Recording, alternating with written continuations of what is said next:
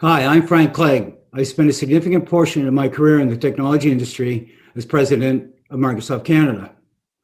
I'm deeply concerned how my industry continues to misinform Canadians about the health hazards from radio frequency radiation from cell tower antennas. For example, recently a president of Rogers Communications at a press conference said, But the skepticism or concern is very ill-placed, honestly.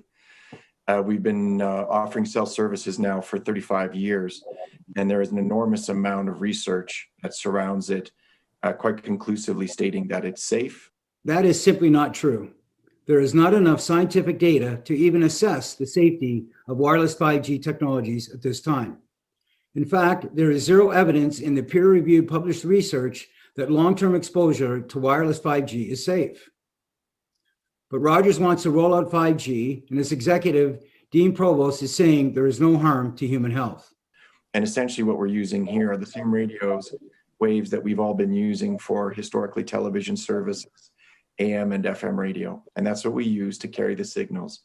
Again, not true. They are not the same. TV and radio towers broadcast only a few channels and are usually kilometers away from us. Cellular antenna transmit and receive data to and from thousands of devices. In fact, 5G network antennas must be even closer to our homes, schools, and places of work. Some within 15 meters of our homes. Residents have no control and are not notified if an antenna is being placed outside their bedroom window. 5G also uses 2G, 3G, 4G, and LTE frequencies. We know from scientific evidence and hundreds of high-quality, peer-reviewed studies that these can cause harm, including cancer. Well, good afternoon. I'd like to thank you for taking time out of your busy schedules to join us this afternoon.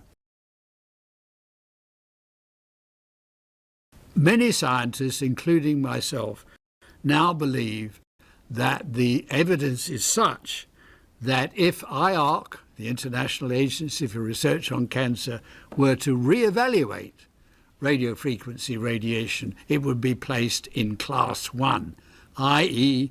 a human carcinogen, and governments could not possibly ignore that. But Rogers seems oblivious to the harm its massive rollout of towers and small cell antennas is about to cause. Children are particularly vulnerable. So while I understand the concerns, the facts and the science are quite clear. This is safe, and it's extraordinarily beneficial to the way that we live, the way that we work, and the way that we go to school, and creates a safe connectivity for us that is needed.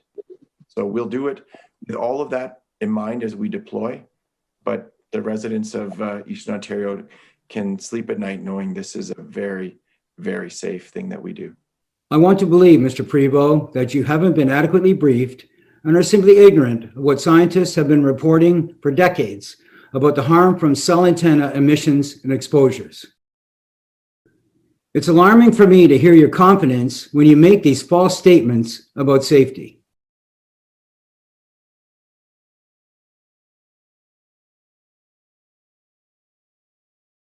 I challenge you, Mr. Prevost, show me your proof. Show me the actual scientific evidence in the peer-reviewed literature that the radiation emitted by 5G cell tower antennas is safe to Canadians. We have the scientific evidence that shows pre-5G, 2, 3, 4G, and LTE are not safe. 5G technologies use these and more.